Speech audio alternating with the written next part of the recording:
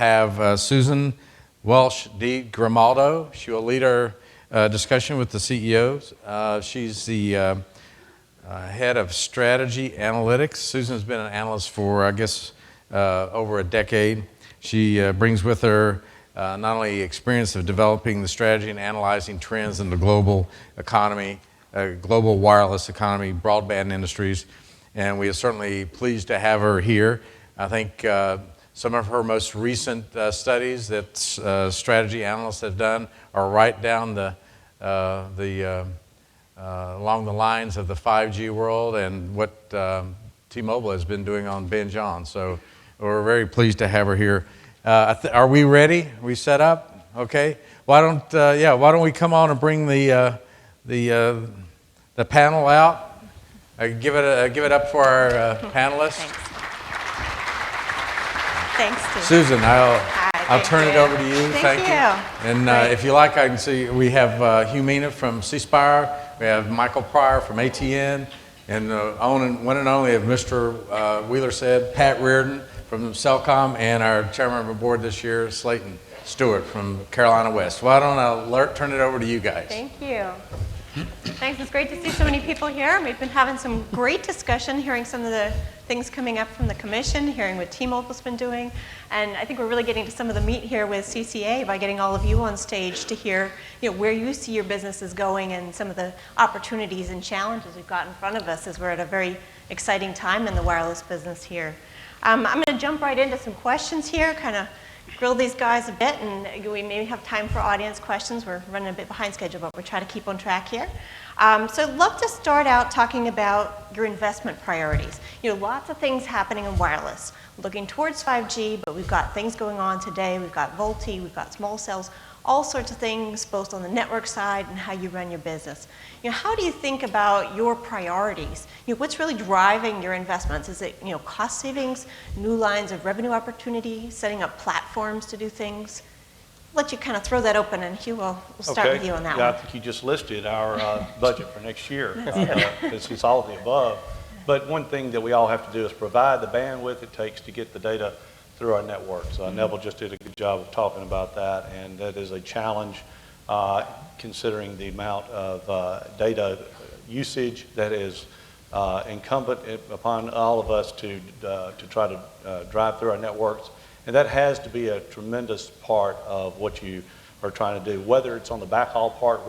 We actually have 6,000 miles of buried fiber that we access and utilize and own in our network, more spectrum, higher data throughput rates in our RAN network, and just all across the board is all about data throughput and investing making investments toward being able to handle that. Right, great. You want to talk about it a little bit, Mike, from your perspective, make a few comments? Sure. I mean, I think all of those things are true, right? You have to preserve existing revenue streams. You have to continue to invest in your network to do that. And I think a lot of the carriers, I think we would say that in a lot of cases, a lot of our investment now is actually going to preserve existing revenue streams. And so what's, I think, most interesting, other than bringing new services into areas, new coverage, is what Neville referred to, which is, the new use cases. And I think at some point in this mobile data expansion, we're really going to need to see that. And so we've done some things with some of the folks in Silicon Valley and some other places. We're trying to just kind of keep our eyes on it, and of course watch the folks like T-Mobile and the other large carriers to see what they do. Right, great.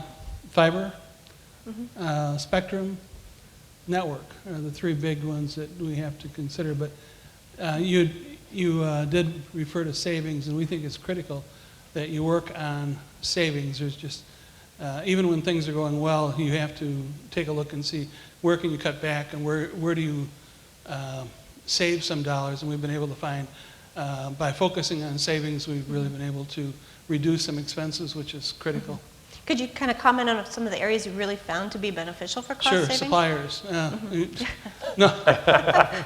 No, you really have to watch your contracts, and you really have to look and see, all right, where are we at, even pole contacts. I mean, you look at these pole contacts, and while it doesn't seem like a lot, you've got increases every year in your pole contact, not pole contact, but your sites. And every year they go up, and you start looking at them and saying, geez, we're paying X amount for that single tower, and it's probably going to be cheaper to build a tower right by it than to pay that. So you have to constantly look at all the places that you can look at, and that includes looking at all the contracts, agreements you have, and making sure that those are in line, and taking a look at any place that you can uncover some savings.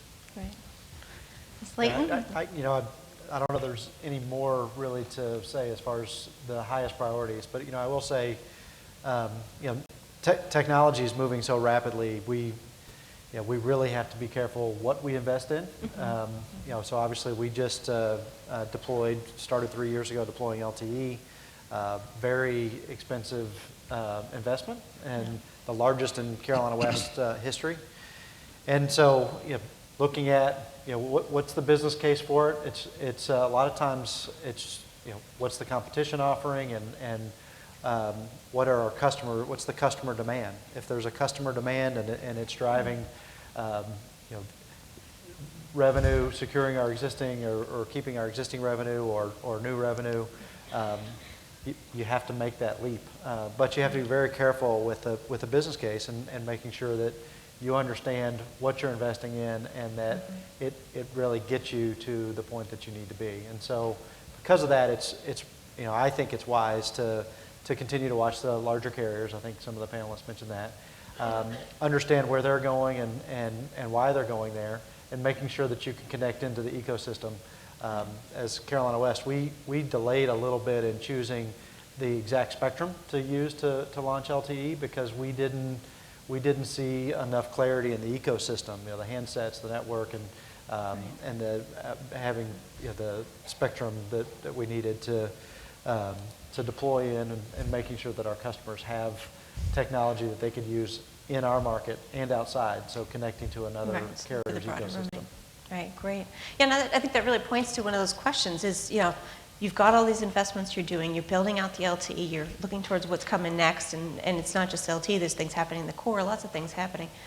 Where are the revenues going to come from? I mean, you talked about the challenges to both support current revenue streams with investment as well as new things and looking for those new use cases. So where do you feel, what are the best areas as smaller carriers here looking to revenue growth? What's going to help drive that? And if you could give any concrete examples, I think it would be really helpful for everyone else out here who's probably grappling with some of the same questions. Yeah, over the last couple of years, we've significantly diversified our revenue stream by monetizing the fiber that we had in the ground and adding on to it. We're delivering 1 gigabit fiber to the home services, kind of groundbreaking to do it in multiple cities in one state. We've been delivering fiber to the premises of businesses for several years now, and that has been something that just made a lot of sense for us to do. And also we built a Tier 3 plus data center that's on the edge of our network and gives us the ability to offer cloud services to our enterprise subscribers, and also for intra-company needs that we hope to be able to utilize even in some of the 5G networking as well. So historically being a wireless carrier that's consumer focused, we've branched out and are doing other things that have allowed us to diversify our revenue stream while also utilizing the infrastructure that we put in place for almost a quarter century. Okay. Anybody else want to give some comments on your revenue? Oh, sure. We had an all-company meeting where we have all of our employees meet once every 3 years. At the last one, we had a meeting. We talked about 2020 and our vision for 2020. And as Hugh said, you have to diversify. So we've come up with 6 different alternate areas to gain revenues, and how much revenues we're looking at by the year 2020. So each one of these is something that we're looking at. They include things such as IT services. I mean, they're things that other carriers have gotten into, or other telephone companies have gotten into, that we think are very fertile ground and that we have expertise in. We're talking about drones and the sale of drones, as well as using them for tower review and other areas such as that, and also just getting into repair of drones, which is a business that fits very well with carriers. So there's that. We've already gotten into coffee houses, so we have a number of coffee houses, and we'll probably expand that as we go forward. But we've got 6 listed, and we've got the amount of revenue that we expect to hit, or that we anticipate hitting by the year 2020. It's all about moving towards that goal. Great. Yeah, for Carolina West, I'll say, we're probably a little bit behind these guys, but we are looking at, what are the other opportunities that are available to further diversify our revenue streams, and really looking at complementary services to a device or that we can easily deliver to a customer. Obviously, scale is important, so being able to connect with a vendor that can provide us with economical devices or whatever the product or services are at a very low cost, and delivering that. So very generically, looking at what those other opportunities are. I will say that, since we have launched LTE, there are some very positive things that we have seen from a customer churn standpoint in any markets that we have launched. As I mentioned 3 years ago that we launched, we've seen churn continuously go down in those markets, and so that's obviously very positive, and some revenue preservation there. But we've also seen our revenue per user go up, and then also our revenue per account go up as well. So as customers that typically had just one device, they'll add additional devices for maybe family members. That's not necessarily new or unique, but then they'll also add a tablet, and they'll add MiFi devices, and so we're seeing increase in ARPA, and then also increase in ARPU, and so that helps additional revenue, and then some preservation. Now, one of the things that we are doing, we're looking, as I mentioned, about looking at complementary services or products. One of the things that we are launching today, and if anybody was here, earlier during the annual meeting, you heard me talk about it a little bit. We're launching telehealth, telemedicine product, iSelectMD, and so that is something that we think that is very applicable in a rural market. So customers can call and get diagnosed over the phone, and then get prescriptions, rather than having to drive into maybe the local hospital or doctor, or whatever the case may be. So that's a product and service that we are launching, and anything like that, even if it's a fairly small margin, if we can get it at a low price and be able to deliver it to our customers and make some margin, it helps us to diversify and increase the overall revenue. Sure, so diversification, obviously a common theme here. How do you think a little bit about what makes the cut? I mean, how small can it be? I think we talked about before we were prepping for this, so the river of pennies, Yeah. It could be, you're not looking for that next $1 billion opportunity that, somebody big might be looking for. How do you decide what's too small? How do you decide where to kind of go after things? I mean, obviously we've got consumer area, that's a great example, looking at that uplift on ARPU from LTE. Obviously the things getting connected. There was a session this morning on revenue growth, and it was Union Wireless was talking about, Facebook for cows, kind of, connecting into agriculture, new areas where you really benefit, particularly in some of the rural markets where getting the coverage out there can drive some new areas. Is there anything you want to kind of say what's kind of the bottom line here to go after something? Well, it's you look at the rate of return. I mean, you have to do comparatives. You can't. Right. You can't do everything. So what's going to give you the best rate of return, and what actually fits into your organization is really key. You have to make sure that this is a fit. As we go through things, we're going to toss things out because we're going to say, you know what, that's got some possibilities, but it just doesn't fit, and we don't have the expertise, and it's going to take too long to get it, so we're going to take a pass on that. Right. Great advice. And I think the other thing is sometimes you're doing those smaller add-ons to please your customer, basically, right? To make sure they feel you're continuing to innovate, provide them new services. That helps you, obviously, with retention as well as acquisition. But the only thing just picking up on what was said here that I want to note is that you hear, other than Slayton talking about as you bring in better mobile broadband to an area, you can increase, you have the catch-up of people increasing the data accounts and all that. You still kind of see a push. I mean, you And Pat talked about a lot of things that are actually tangential to wireless. It's not in mobility. And we're doing a lot of the same things. We're getting more out of our fiber like you talked about. We're getting enterprise connected. We're thinking of all sorts of things like that. But to me, that just points out a little bit that we're at this point where, we've put a lot of money into the data network, the backhaul, the upgrades, the capacity. And I'm an optimist. I think the next thing is coming, but I would say it's not here yet. Right, right. And we're looking to 5G to do all these great things, but yes, as you say, it's not here yet, and we need to get there still. So great. And talking about that, and I think obviously one of the big themes here at Competitive Carriers Association is competition. How do you, as smaller carriers, continue to compete? What do you need to do, to retain customers, to gain that loyalty, to do new subscriber acquisitions in this very competitive market situation in some cases, and thinking consumer as well as enterprise areas here? Well, I'm a little hoarse from, I was at the Ole Miss Alabama game this past Saturday, and Ole Miss, my team was up by 24-3 or something like that. Then the referees started helping Alabama. and it reminded me of what those in a regulatory position do to help incumbents.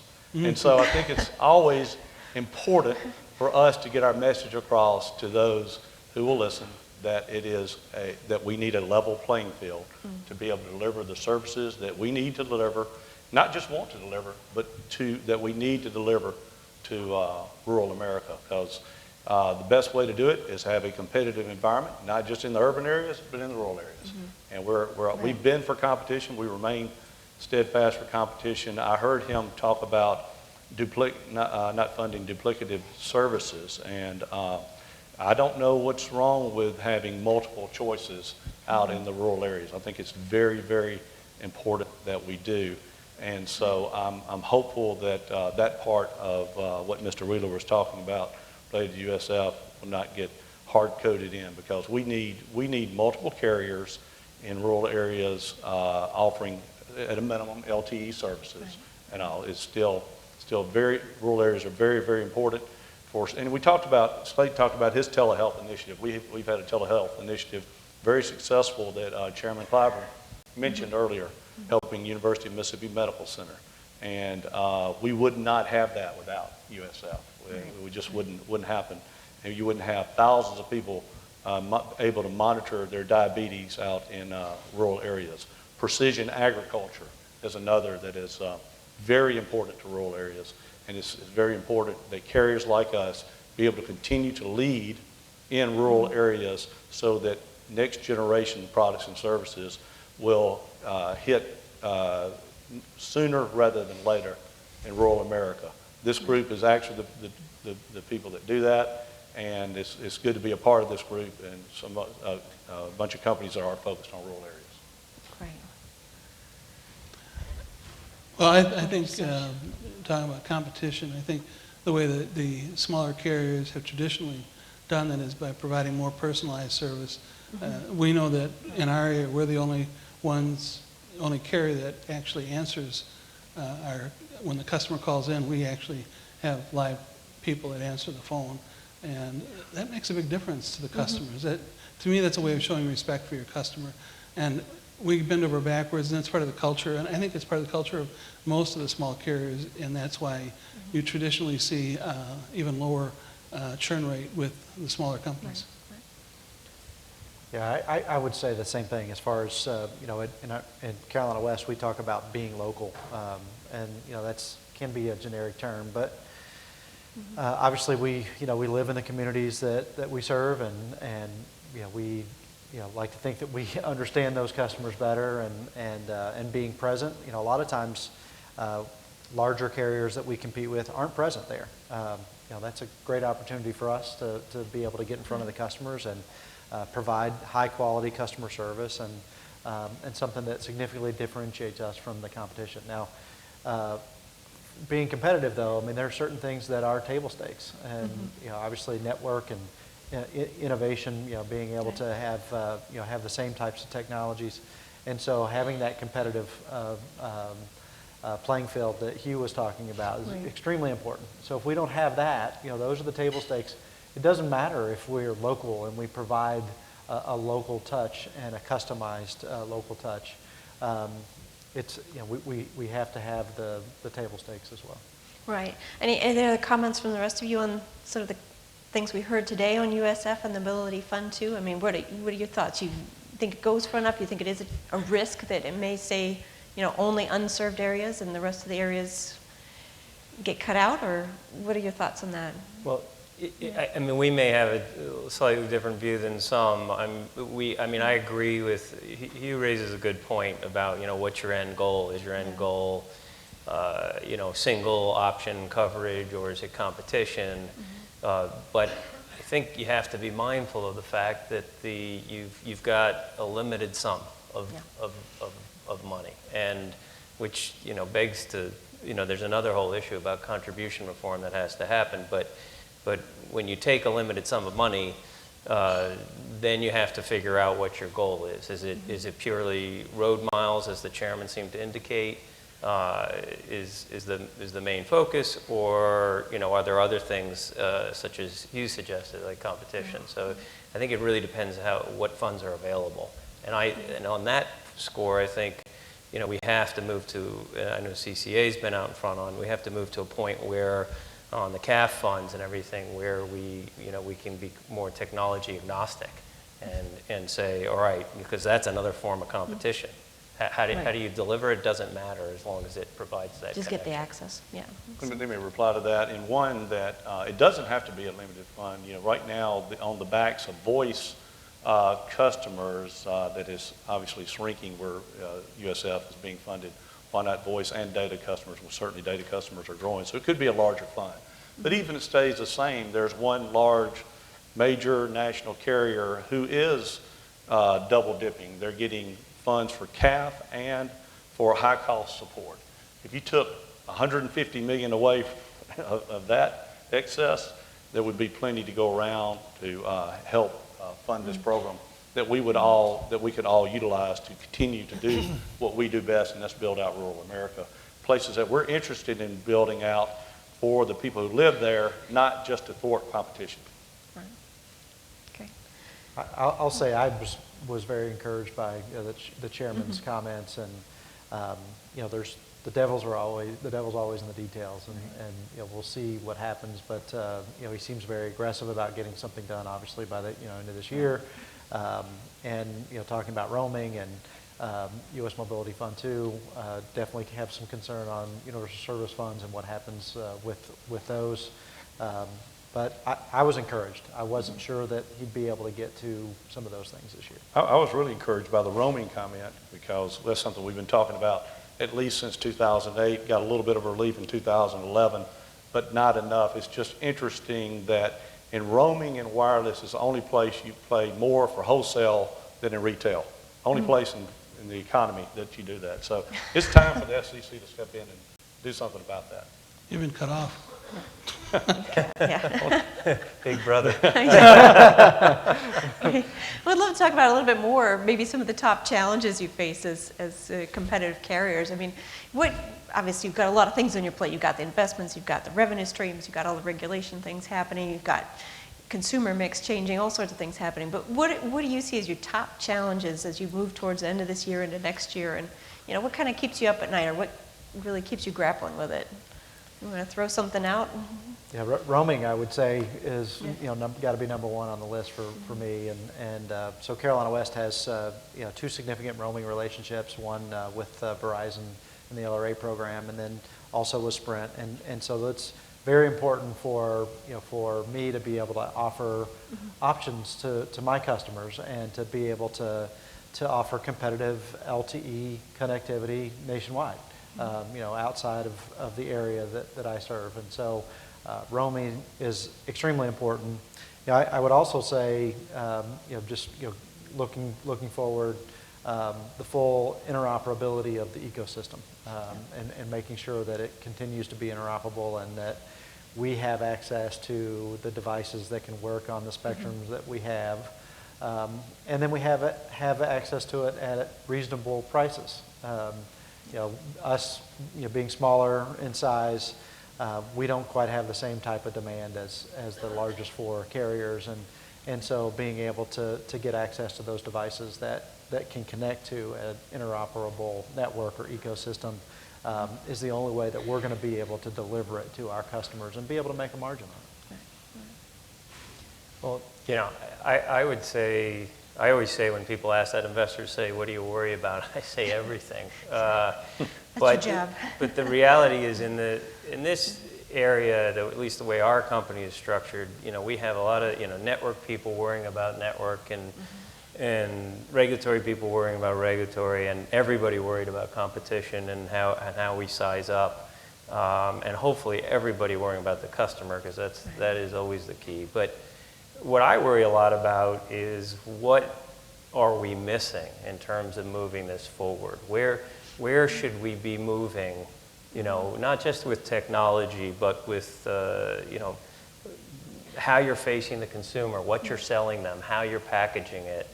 And, you know, the reality is we're all missing something, most likely, and somebody's going to lead the charge at some point, but if you're late to that game, you really can miss great opportunities. Mm-hmm. That's a great point. Yeah, I don't know about worrying, but you could see some of the challenges that we have before us in the exciting video that Neville Ray showed earlier. That is going to take a lot of bandwidth, and it's going to take a lot of engineering talent to deliver those. All that can and will happen, but to have access to the spectrum that we need, to the amount of bandwidth we need in backhaul networks, access, as Mr. Wheeler talked about, access to antenna siting and those type things to deliver those services is paramount. And to be able to deliver all those type services is exciting. No matter what part of the telecom business that you're in, we'll see even more innovation over the next 20 years than we saw before in the previous 20 years, which is hard to believe and it's even hard to say. So being able to keep up with that, having the gray matter on your team that can deliver those type of services and having access to the resources that you need is concerning, but that's something that we're committed to try to figure out and look forward to it. Great, and I think as we move forward towards that future and that vision and even delivering on what we're doing today, you know, we're part of a big ecosystem here. Ecosystem on wireless is expanding, more players, more industries starting to impact here. You've got a great audience here today of, you know, people across from regulatory, device OEMs, network OEMs, other players, big carriers. In terms of thinking about that ecosystem, what would be sort of your wish list of how you'd like to see things done by other players that would help you do a better job serving your customers and that would help both of you? Is there anything? That would be the issue that I have as far as keeping me up at night. I think the greatest thing that we face going forward, because of the amount of spectrum, the amount of things that we're trying to accomplish, is going to be collaboration. Mm-hmm. We're going to need to collaborate as an industry, and we're going to have to find a way to work with other carriers in a unique fashion that we don't have now, and it's going to be required, especially for the smaller carriers, because this thing is, you talk about connected car, you talk about all these things that are so important for the nation, and we have to find our place, and that takes us to collaborate not only with our suppliers but other carriers. So that, to me, is the biggest challenge we face. Yeah, I'll add to that in that when you ask about ecosystems, I think there should be ecosystem so singular as opposed to systems, because we can collaborate, we can work together to deliver a better overall experience for consumers in the U.S., consumers and enterprise in the U.S. I'm with Pat on that. We do need to collaborate and develop a healthy ecosystem so that the U.S. can be leaders worldwide in next-gen telecom and wireless services. And they said that we would not agree on anything. There we go. Yeah, and so I would just add reasonably priced access to that ecosystem. Yes. Yeah. And I think Chairman Wheeler brought up some, you know, said some encouraging things on that in terms of, you know, taking roadblocks out of the way in terms of getting that the infrastructure deployed, and that whole commonality is needed, as Hugh was saying. It has to happen. Right. And maybe in terms of sort of the role of the CCA, I mean, things obviously, a lot happening, a lot being done there to help push that forward and create a bigger scale. Anything else you think really should be done and addressed as a collaboration here? Between the associations? Yeah, or between associations, within the association, kind of thinking Absolutely. a bit broadly I think here. we have to find partners wherever we can, and we certainly have to work with, I think it's essential suppliers and other carriers, and that's done through the associations. Right. Great. 5G. You can't get away from that one here. Anyone want to kind of throw out, what you're doing concretely? And I may throw this out to Spire a little bit, start you off on this one. What are you doing today with 5G? Sort of how are you thinking about roadmaps and plans? Obviously you're doing your LTE deployments. You're still capitalizing on that and trying to figure that out, making the money from that. How are you thinking through the 5G and obviously on the fixed side as well as the wireless? Where is that driving? Yeah, we did an experiment a couple months ago, 6 weeks ago, something like that, Yep. where we were able to deliver speeds of 2 gig and worked really well. We're excited about it. 20 years ago, we bought LMDS spectrum, which underlays or overlays most of our footprint, and so we're excited about the opportunity to finally use that. I'm surprised that I continue to have a job when I bought that spectrum 20 years ago. We hadn't gotten one penny out of it yet, but we should be able to monetize it here in the not too distant future, and that's exciting. We'll probably utilize it first to augment, enhance our fiber to the home service, and then move down the pathway to be able to offer other more mobile type services. All right. Great. Yeah, we operate in what we like to call extremely rural areas, generally about 4 to 10 people per square mile. So 5G is there's not a screaming use case right now, but we're looking at it. We're experimenting with it. We're working with vendors because, as I talked about before, it's probably what we're not thinking of that is most interesting, Right. and so you have to watch it.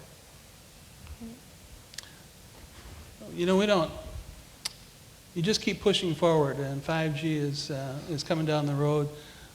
We actually have some LTE Advanced, but I never thought about it as being LTE Advanced. I just thought about it as the next step. So you just keep pushing. We're looking at smart cities, which will encompass 5G, but we don't think about it in the terms of, okay, this is 5G. We just think that that's the next thing. So I can't give you a good description of where we're at. We just keep moving forward. Yeah, and I would say, for Carolina West, it's, in light of the fact that we've just taken on a significant investment in 4G, although I welcome the additional technology and advancements, I need a little bit of time to recover financially from the investment that I just made. But, from a 5G specific standpoint, one of the things that I'm looking at and concerned about is, what spectrum am I going to use? Right. Carolina West is participating in the 600 megahertz auction, and so we have that. We also have other spectrum in our portfolio. What spectrum am I going to need to use to deploy 5G technology? And at this point in time, I don't know. So that's something that I'm concerned about and trying to figure out how do I optimize the use of the spectrum. And then going back to business case, at what point in time do I invest, and making sure that we're disciplined about the objectives that we have when we start to invest in whatever stage, whether it's 5G or 4.5 or whatever, and seeing what advantages and how we monetize it, and being very disciplined about that process. Great. I'd like to circle back a little bit to that concept of partnerships, because you said, collaboration is important, but also building very concrete business partnerships is important. And obviously, lacking in scale, how do you really target partners? How do you convince them to work with them? What do you need them to bring to the table? And how can you say, we really bring a lot to the table here, you need to come and work with us? And thinking broadly across partners, you go OTT, it can be all sorts of companies that serve into enterprise, any kind of partners you can think of, but how do you really drive that ecosystem, and how critical is that as you're planning your steps? I'll start. I think there are two types of partnerships. On the first part, just quickly to touch on OTT, I think, for all that kind of thing, whether it's the Facebooks of the world or it's, any other, it's connected device, mm-hmm. I think as a small carrier, the key is you need to be really easy to work with. right? Because you're not, solving a big part of their problem. So you have to be really fairly sophisticated about it, easy to work with, and to be able to move those things forward and attract those partners. I think they look at that very closely. The second thing, though, is, we did a partnership. We still believe there are underserved areas out there, as Commissioner Clyburn talked about. We did a partnership with the Navajo Nation. The tribe was unhappy with the current state of communications there. To go back to what you was talking about, they didn't have competition. They didn't have the right service, and we ended up helping them apply for federal grant money in the stimulus to build out fiber backbone and then build out a wireless network across the nation, LTE. And we did this in a way we actually lent them money so that they would own, so that we could start the business, but they would end up owning a majority of the business in the end. And they've done that. They've paid back the loan. The business has been profitable. And I think there are other areas like that we can work on. That's a great example. I think you look at a win-win situation. So we have strategic partners. A strategic partner might be a supplier, might be someone who's in a collateral industry with us, but you always have to take a look at it from a win-win situation. So when you're working with this partner, you have to take a look at from their viewpoint, how are they able to succeed? And if you don't see how they're able to succeed, you have to talk to them about that and say, look, I don't see where you win on this thing. And be honest about it, because the last thing you need to do is go into a win-lose situation. Whether you win and somebody else loses, or you lose and somebody else wins, you just cut it off. Right. Don't even try to go there, because if you're in a situation where you win and somebody else loses, it'll come back to haunt you. One example of a successful partnership for us has been a win-win roaming relationship with Sprint. Sprint has been more open to reasonable rates on roaming and all, and they've been a good partner in the roaming environment. Great. Yeah, I'll say, from a roaming standpoint, obviously those are two, I mentioned Verizon and Sprint earlier. Those are two key relationships for Carolina West. The other thing from a partnership standpoint I think is important is part of the association and looking at what vendors. I've always kind of looked at what can I go and acquire from a vendor on my own, and if I don't have the scale, being a smaller carrier, to be able to acquire some of the products and services that are out there, I'll tend to either socialize directly with other peers in the association, or the association also has the business innovation group that is more of a formal process of identifying what members of the CCA need, and that group then goes out and sees if it can bring some of those services in. So aggregating the demand over carriers and being able to bring in a higher competitive process so that you can get access to things that I wouldn't have access to as Carolina West alone. Great. And I'd love to ask you sort of one final question. We're trying to wrap up a bit here so we can catch up on schedule a little bit. Innovation, where do you see your role? You're not the biggest players out there, but you may be nimble in different ways. How do you think about innovation? What's your role there? What excites you about that? We've talked about, some things. I think some of you have done some innovative things. I'll say one thing, Spire and Hughes Company, they're extremely innovative. You always keep your eye out for some of these companies, and I think we have a lot of small companies that really, really go the extra mile to try to come up with new ideas. And coming to events like this and learning about what other companies are doing is really critical. I always listen very attentively to whatever Hugh's talking about. I'll turn it to Even you. Ole Miss. That's right. Well, not so much Ole Miss. Pat's too kind, but I will say this, and it's cliche, but innovate or die. It's that simple. You better be innovating in this world that's still driven by Moore's Law. We have so many opportunities to offer so many products that were not even thought of 10 years ago. We're all offering on an everyday basis, and we'll be doing the same thing. So it makes it fun, it makes it exciting, and it also allows you to keep your doors open if you innovate. So that's one of the reasons that we try to be innovative. And we have some very bright people who are very innovative. I wish I was one of those. I allow them to use their innovative talents, and that's probably the only thing I can bring to the table. I think you just touched on something really important there, which is it's exciting because if you aren't constantly looking to innovate, you won't attract and keep the best people. You just won't, because you need that energy. That's absolutely true.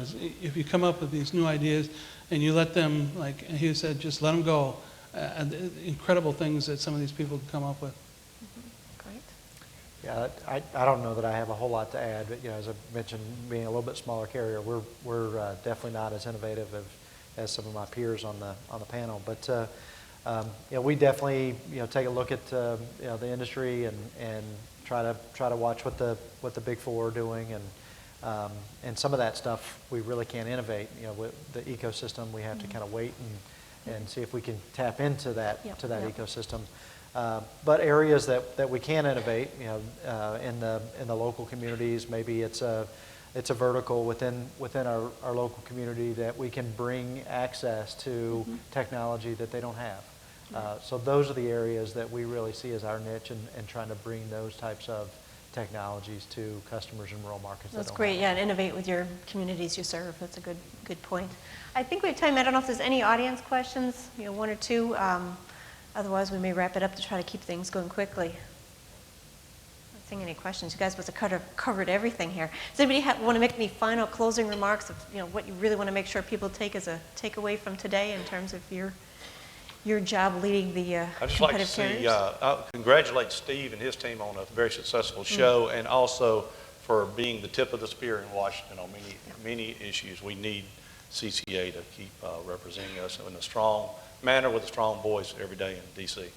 And I would echo that, because when you heard Chairman Wheeler's remarks and Commissioner Clyburn's remarks, I mean, it's the CCA agenda. Maybe not surprising because they're here, but really, if you look at the progress that's been made, it's never enough for us running businesses, and so we're tough customers. But it's really been tremendous, the ground we've covered.